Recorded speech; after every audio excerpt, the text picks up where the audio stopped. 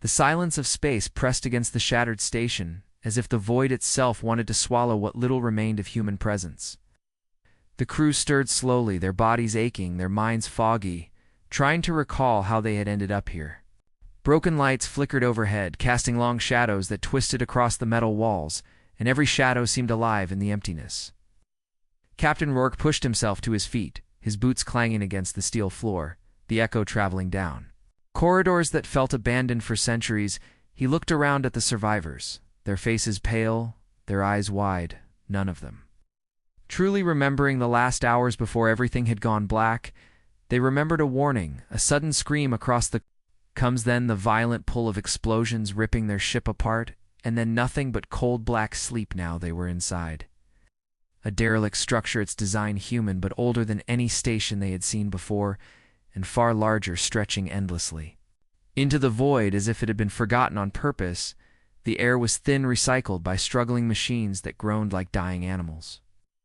Every breath tasted metallic, every sound seemed too loud, and yet beyond the walls the universe was crushingly silent. Rourke whispered that they were not supposed to be here. They were meant to be on the ship heading for the convoy, yet here they were floating in a tomb. No convoy, no rescue, only the Black Sea around them. The crew searched for food, for water. But the supplies were gone.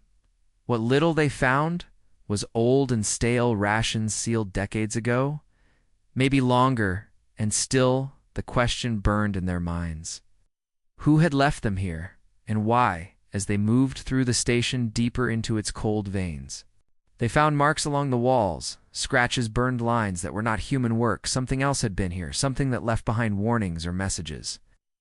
Unreadable, and the further they walked, the stronger the sense grew that they were not alone. One of the engineers swore he heard footsteps, metal striking metal somewhere above them, but when they rushed to look, only the emptiness stared back, and yet the sound came again, faint and slow, like something following them unseen in the end. Endless dark. They reached a chamber filled with frozen bodies, rows of them strapped into chairs, their eyes wide open, their mouths frozen mid-scream, as if death had come so fast they had no chance to close their eyes. These were human, but none recognized them. The uniforms were old, belonging to a war that history had erased the faces. Locked in terror, told the truth. This place had been abandoned, not because it was forgotten, but because it was cursed. One of the crew whispered that they should leave, that this was a trap, but leave to where outside was only the void. No ships, no signals, no stars near enough to matter. Then the station shook. A low vibration running through the walls, and a sound filled the chamber, a hum steady and growing louder, like a heartbeat rising from the bones of the station itself. The frozen corpses rattled in their seats, their jaws chattering against teeth, as if mocking the living, and the crew staggered back, their pulses racing. Every system screen flickered to life for the first time since they arrived, showing nothing but static, yet within the static a pattern formed, a voice, broken and distorted, calling from somewhere deeper inside the station. It said only one word, repeated over and over again: abandoned, abandoned, abandoned. Captain Rourke clenched his fists, trying to stay steady, but the truth pressed heavy on him. They had been left here, deliberately left to die in silence, and the station wanted them to know it. The hum inside station did not fade. It grew stronger, spreading through every corridor, like a pulse, alive and steady, as if the steel itself had veins carrying some hidden blood. And the crew moved cautiously through the labyrinth of halls, each step echoing against the silence that returned after every vibration. Their nerves stretched thin. Captain Rourke ordered them forward, deeper into the core, though fear gnawed at every soul. The deeper they went, the colder the air became. Frost began to coat the walls, like the breath of ghosts trapped in iron cages, and soon they found a massive chamber, doors sealed for decades, groaning as they forced them open. Inside, rows of consoles blinked faintly, powered by some forgotten generator, and across the screens, fragments of old recordings began to flicker. Broken voices, frozen faces caught mid-transmission, officers screaming into coms as alarms blared. Alien weapons tearing through human fleets outside. The images were old, yet the terror was alive. The war they spoke of was not in the history books, not in the lessons of Earth. This was something erased deliberately. The crew pieced it together. Humanity had once joined a galactic war, a war against something vast and merciless. But then the records ended. No victory, no defeat, only silence. The station itself seemed to have been the hiding place for what remained of those soldiers, and Rourke realized with dread that the frozen bodies they had seen earlier had not been prisoners. They had been survivors abandoned to rot in stillness because someone wanted their voices erased. The crew argued their whispers. Frantic, some believed they should flee, that no good could come from awakening the past. Others felt they had no choice, because the station itself seemed to be pulling them deeper, drawing them toward something waiting in the dark. Then came the sound again. The heavy thud of footsteps, metallic, slow, deliberate, echoing across the chamber. Though none of them moved, everyone froze. Hearts pounding, breaths caught in throats. The sound came closer from the far shadows between the consoles, then vanished as quickly as it had appeared. One of the younger crew members swore. He saw movement, a tall shape, sliding back into the black. But when lights were raised, there was nothing, only empty corridors. The logs continued to play voices, crying warnings about the enemy, warnings about betrayal, and one final desperate message that sent ice into their veins. The recording said, "The fleet has turned against us. We are to be erased. Earth has abandoned us. Do not answer the call then." Static swallowed the words, leaving only silence again. The crew looked at each other, their fear sharpened by realization this was not an accident. Their presence here was no twist of fate. They had been placed in a tomb of secrets, and someone, somewhere, wanted them never to escape. Rourke tightened his grip on the pistol at his side, though he knew, against whatever stalked them, it was useless. He led them onward, past the chamber, into corridors where the lights were shattered, walls scarred by battle blaster burns. Melted steel claw marks, none human. No one spoke as they moved, the air so heavy that every step felt like dragging chains. Behind them, then they came upon another chamber, smaller, more personal, this one lined with bunks. Empty now, except for a few skeletons still in uniform, clutching journals, and in those journals were words scrawled shaky and broken, telling the same story, that humans had fought alongside alien allies until the allies turned, until the Council of Species decided humanity was too dangerous, too unpredictable, and so they cut them off and hunted their soldiers, leaving survivors stranded and forgotten. Places like this, and though decades had passed, the betrayal bled fresh through those pages. One crewman whispered that maybe humanity had never known the truth. Maybe Earth had believed its fleets had never returned because of distance and silence. But here was the truth, written in bone and blood. They had been erased deliberately. The thought settled in heavy, like a coffin lid, and before anyone could speak again, the hum returned louder than before, the walls shaking with it, and the screens flickering alive this time, not with old logs, but with a new transmission coordinates flashing across the monitors, a signal demanding attention. The crew stared at it, afraid to move, yet unable to look away, and then they realized with terror that the coordinates pointed to something not far outside the station, something hidden in the void, something waiting. The coordinates blinked across the cracked screens, again and again, pulsing like a heartbeat that refused to stop, and every time the numbers appeared, the hum inside the walls grew heavier until the steel itself seemed to groan beneath some ancient weight. The crew gathered close, their faces pale, lit only by the sick glow of the monitors, and though none spoke aloud, every mind whispered the same question, what was waiting outside, and the black Captain Rourke clenched his jaw, fighting the urge to smash the screen, yet some unseen force kept his eyes locked on the numbers. As if the station itself demanded obedience, they followed the corridors. Deeper, each step slower, each sound sharper, until they reached an observation deck, its wide glass fractured in places, yet still holding back the void, and beyond the glass they saw it, something vast, half hidden in the shadows of drifting debris. A warship, but not like any they had seen before, its hull scarred with battle marks, its surface covered in strange glyphs glowing faintly, as though alive. The ship floated dead in the darkness, yet its presence, lone, pressed against their chests like a storm. Rourke felt the truth ripple through him. This was human. The design was unmistakable, but older. Far older than anything Earth had ever built in his lifetime. The crew whispered in disbelief. some claiming it could not be real, others insisting it had to be a trick, yet no one could look away. One of the younger engineers stumbled toward the controls, trying to tune the broken, comes into the ship outside, and for a brief moment, the static cleared, replaced by a voice fractured and weak, repeating the same phrase, "Hold. The line, hold, the line, hold the line," until it collapsed back into silence. The sound of that desperate call sent chills crawling through every vein, for it had not been a ghostly recording, it had been present alive. Somehow echoing from the black, Rourke ordered them to prepare a shuttle, though fear spread fast through their ranks. Many wanted to remain inside the cursed station, but the captain reminded them that the station itself was no safer, its walls alive, its air fading, and so with shaking hands they boarded the shuttle, pushing away from the derelict with thrusters whining as they cut through the void, drawing closer to the massive vessel outside. As they neared its hull, towers of steel rose. Like broken mountains, dense and holes scarred its body, and still the faint glyphs glowed, pulsing in time. With the hum that had haunted them since awakening when the shuttle clamped against an airlock, the crew sat frozen, no one daring to breathe. Rourke forced the hatch open, the stale air rushing in, and they stepped into corridors darker than night. Lit only by the flicker of emergency strips, long since dying, their boots echoed, hollow against the metal, every sound carrying like whispers of the dead. The deeper they walked, the more the ship revealed its truth. This was not only a warship, it was a graveyard. Skeletons lay where they had fallen, some still gripping weapons.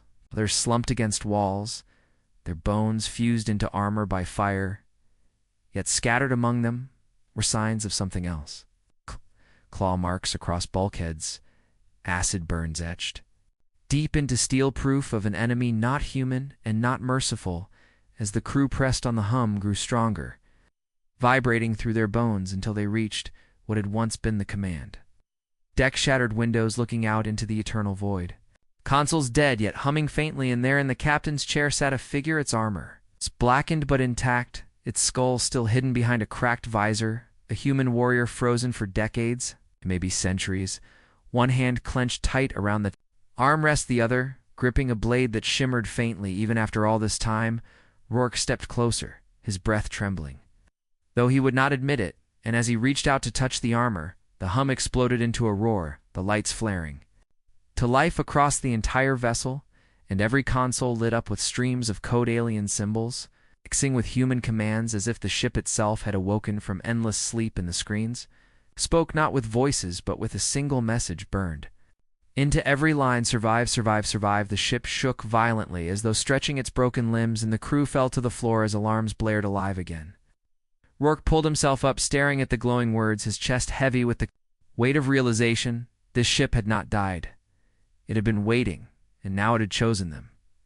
The ship trembled as if shaking off centuries of slumber, its broken heart roaring alive again, consoles flaring with streams of data cascading across shattered screens, while the hum that had stalked them through the station now thundered with the force of a storm. The crew scrambled to their feet, clutching rails as sparks rained from the ceiling, and metal groaned with every surge of power. Captain Rourke barked orders, though his voice was barely heard over the chaos, yet somehow the vessel responded to him as though recognizing command. The ancient systems flickered in strange rhythm, human code intertwined with alien script, forming something neither side could have written alone, and the glowing glyphs carved into the walls pulsed brighter with every heartbeat, like veins filling with fire. They had not awoken a derelict, they had awakened a hybrid, something forged in desperation from human strength and alien technology. The skeletons scattered across the halls were not just victims of war, they had been builders, engineers, warriors, who had bound their last breath into this ship to ensure it would not die. The crew looked to Rourke, fear in their eyes, because if the ship was alive, it meant it could think, and if it could think, then perhaps it could choose, and in that moment it had chosen them. The central console flared, showing star maps, vast stretches of void marked with crimson scars, symbols of battles long forgotten, and there at the edge of the map glowed Earth, its coordinates flickering as if calling for help, but surrounding it were signals too many to count, thousands of markers pressing closer, an armada immense and merciless, the same kind of fleet that had crushed humanity long ago. Rourke's throat tightened the truth, burning sharp in his chest. Earth was not safe. Earth was being circled, hunted, marked for the same erasure that had ended the soldiers, who once filled this ship, but before despair could root itself deeper, another sound shook. The chamber of voice rising not from the speakers, but from the walls. Themselves, deep metallic broken, yet undeniably human, it said. They come again, and you must finish what we began. The crew froze, staring at the glowing armor of the corpse still. Seated in the captain's chair, the voice seemed to flow from it, though the bones inside had long turned to dust. Then the visor cracked further, releasing a faint light within, and the ship's systems surged even brighter, the engines deep below stirring as if waking from eternal sleep. The corridors shook, the hum transformed into a steady rhythm, like a war drum echoing through every bulkhead. The crew braced themselves, but the ship was not collapsing. It was powering up, answering the call that had slumbered for ages. The young engineer who had first tuned the coms whispered that this vessel was more than a relic. It was a weapon left for those who would come after. When the galaxy turned its wrath upon humanity again, they moved quickly, trying to understand the systems. Though much was alien to their touch, yet the controls bent to their will, guiding them, learning them, as much as they were learning it. The vessel was no longer silent. It spoke in pulses and in fire, and when they finally reached the main viewport, the stars outside shifted as the engines groaned. The void trembling around them, the warship moved its colossal body, alive and fierce as though eager for battle. The crew stood in awe, fear mixing with something else. Pride, perhaps, or destiny, and though they did not know how long the ship would hold, or what awaited beyond, Rourke felt a fire ignite in his chest. For the first time since they left Earth, they were no longer prey, they were armed. The ship's voice echoed once more, colder, heavier. They erased us, do not let them erase you. The words cut through the crew like steel, and as the map shifted to show fleets gathering in the distance, one phrase peered across every console, written in both alien and human letters: prepare for war. The silence of the void shattered as the newly awakened warship pushed forward, its engines blazing trails of light across the darkness. The crew pressed against their stations, struggling to steady themselves as the vessel surged into motion. Star maps shifting across fractured screens, marking fleets converging from every direction. The enemy had seen the awakening, they had felt it like a ripple through the endless black, and now they stirred like wolves, catching the scent of prey. Alarms screamed red across every console as signals multiplied, dots swarming on the display until it seemed the entire void was crawling with hostile signatures. Rourke gripped the command rail, his knuckles white, sweat dripping, though the air was freezing. Yet he refused to show fear. The crew looked to him, their faces pale, their voices hushed, but deep down every one of them knew the same truth. Earth was already under siege, and this enemy fleet had not come for prisoners, they had come for erasure. And the warship they stood upon was the only chance to stop it. The voice within the vessel growled again, its tone distorted like a choir of the dead. Speaking through broken glass, the enemy has awakened. Their fire will fall upon you, the ships. Walls vibrated with the words, and the crew felt them in their bones as much as they heard them. The young engineer gasped, pointing at the display. Dozens, no, hundreds of ships, moving in unison, their formation sharp, their weapons primed. They were not drifting patrols, they were hunters called forth by the pulse of this vessel's return to life. Rourke's mind raced, but before he could speak, the consoles erupted alive symbols, flashing commands pouring in faster than human eyes could follow. The ship itself was preparing, activating weapon systems forgotten by centuries, torpedo bays crackling, rail cannons charging strange alien arrays. Humming with unearthly power, the air smelled of ozone and fire, even though none had yet been released. The crew stumbled through the chaos, learning as they went, their hands on alien consoles, their eyes tracing human code, but the ship guided them, pushing their fingers to the right sequences, responding to their fear with sharp precision. It wanted to fight, perhaps it had always wanted to fight. One of the younger crew whispered that it was built for this moment, not to survive but to strike back. And then the stars outside flashed bright as the first enemy scouts appeared, sleek and vicious, Their hulls glowing with the crimson fire of some otherworldly reactor, they darted like predators, testing the edges of the awakened.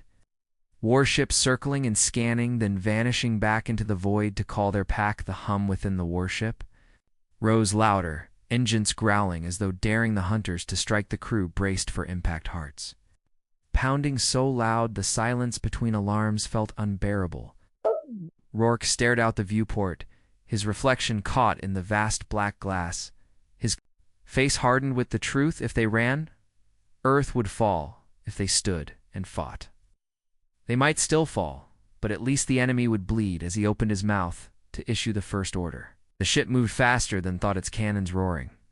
A flash of white tearing through the dark lances of light, splitting one scout ship in half. The explosion spreading like a small star in the void. The crew gasped, half in terror, half in awe.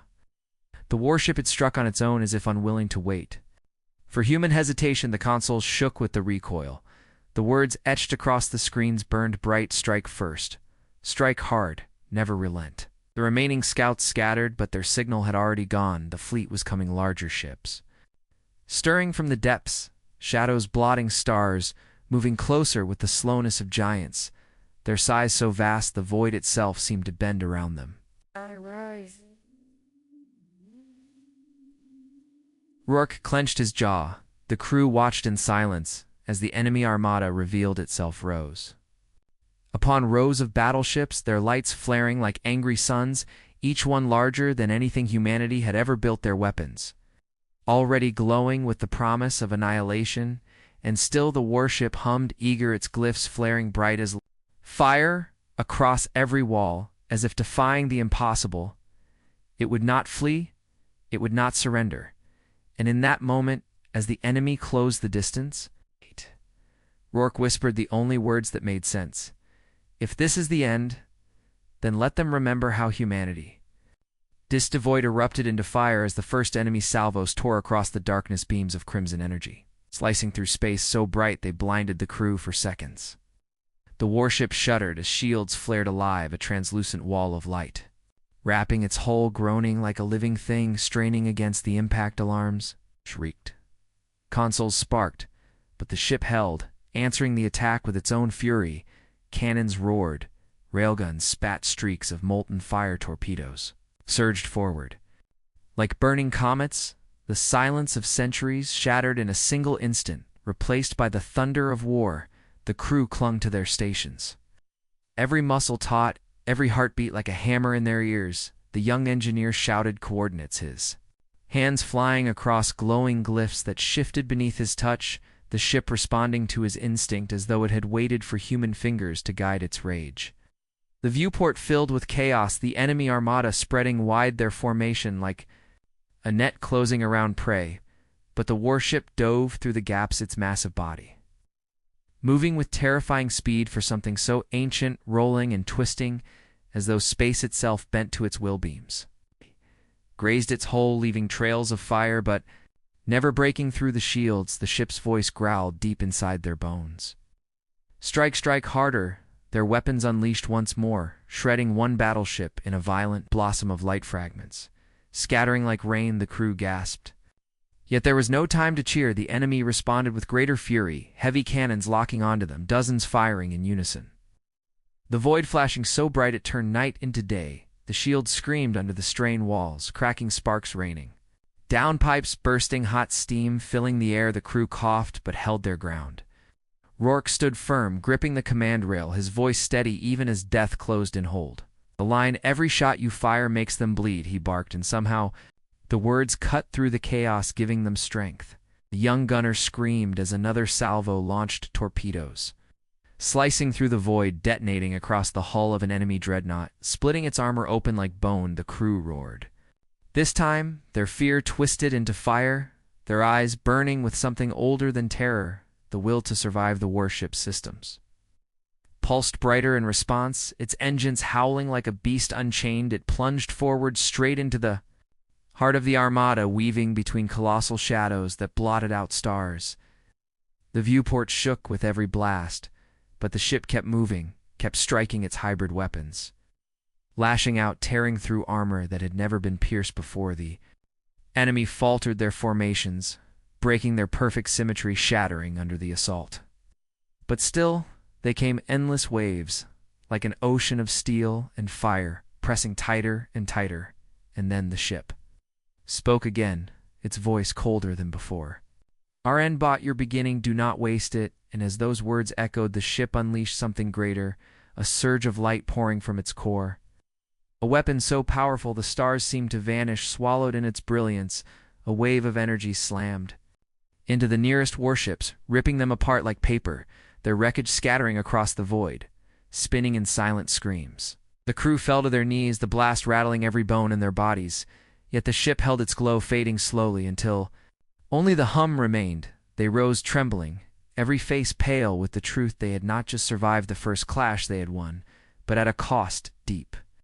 Cracks spider-webbed across the console, sparks dripping like blood, the shields flickered weak, the engines groaned heavy, and the map on the screen told the darker truth for every enemy ship.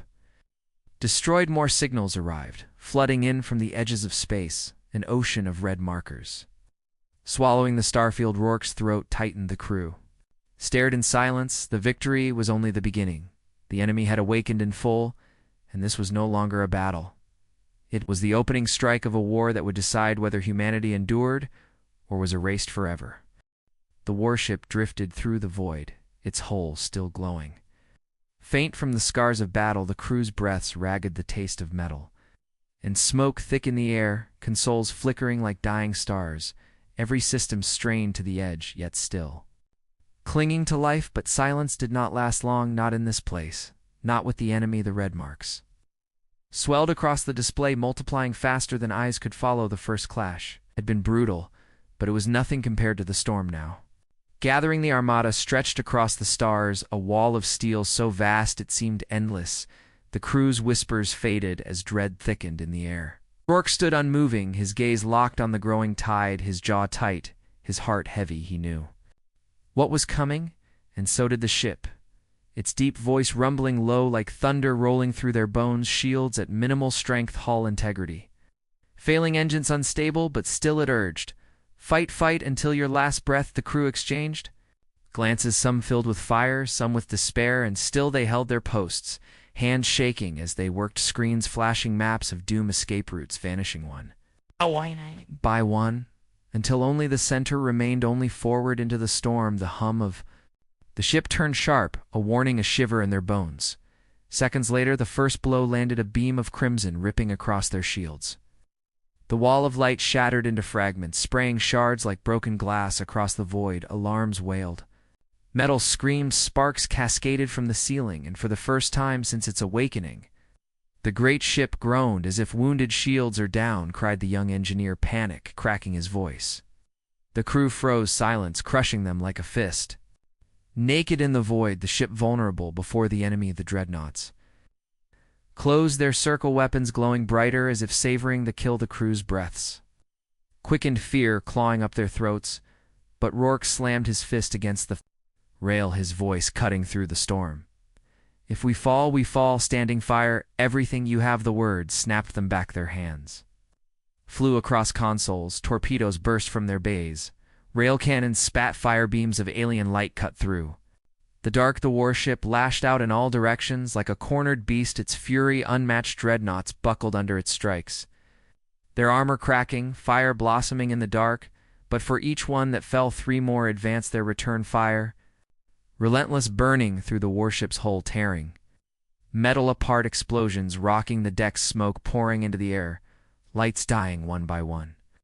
The crew coughed, their lungs burning, but no one left their post. Every second mattered, every strike delayed the tide. The ship roared through them, its voice no longer calm, but furious, burning. "You are the flame, you are the blade, do not yield."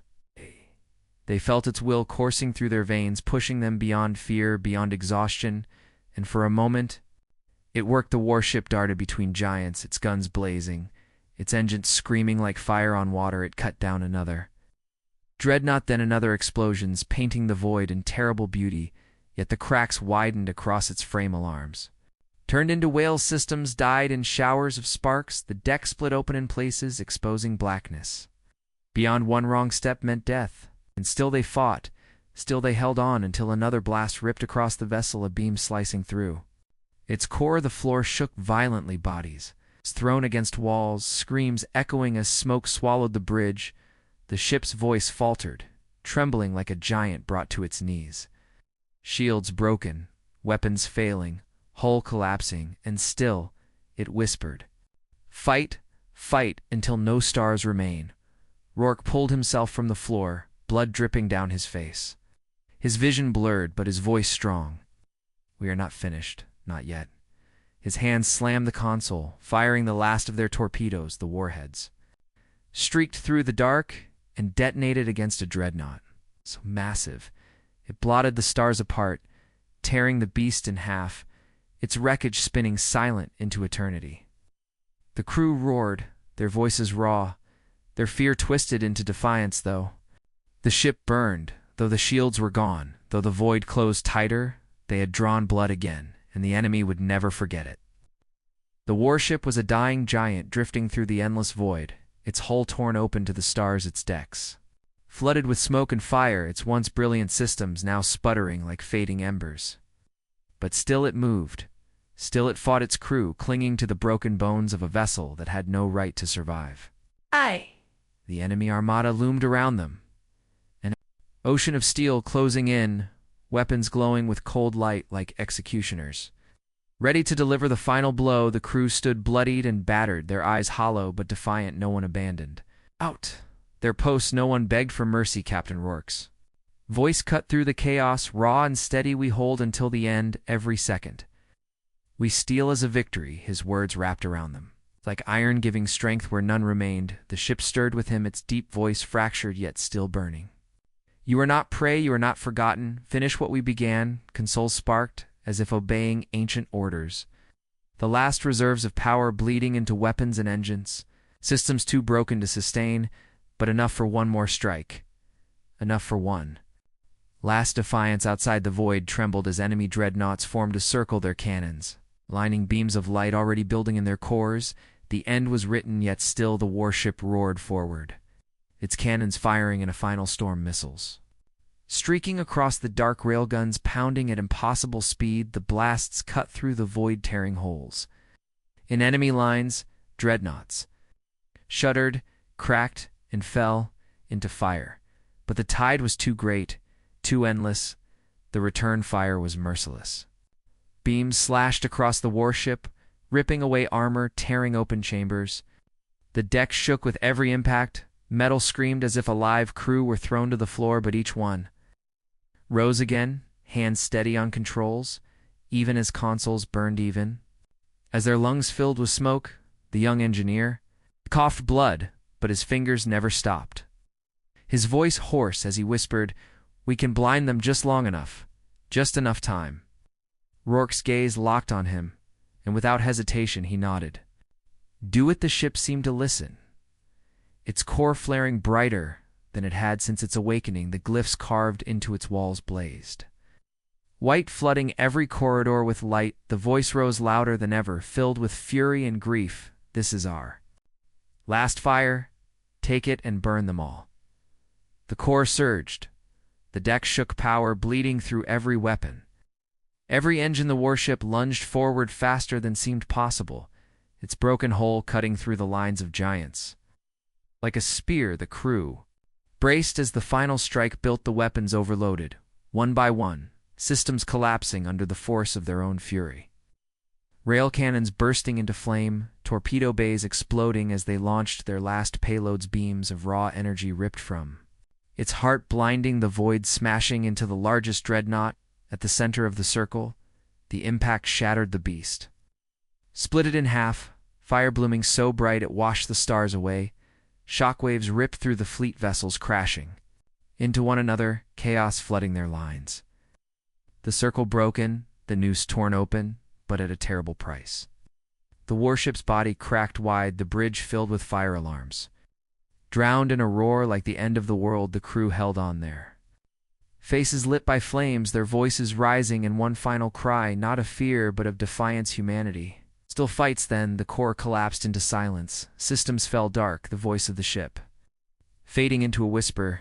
"Thank you." The last lights flickered, and died. The warship drifted into shadow, its wounds glowing faint like embers. Against the black, the enemy armada scattered broken, yet not destroyed, but they would never forget they had come to erase humanity with no warning, no mercy. And they had found resistance born of blood and steel in the void, abandoned but not defeated. One ship won. Crew had struck a wound so deep it would echo across the stars for ages to come, and though their fate was sealed, their stand was eternal, for in that moment in the endless dark humanity was not erased, it was remembered.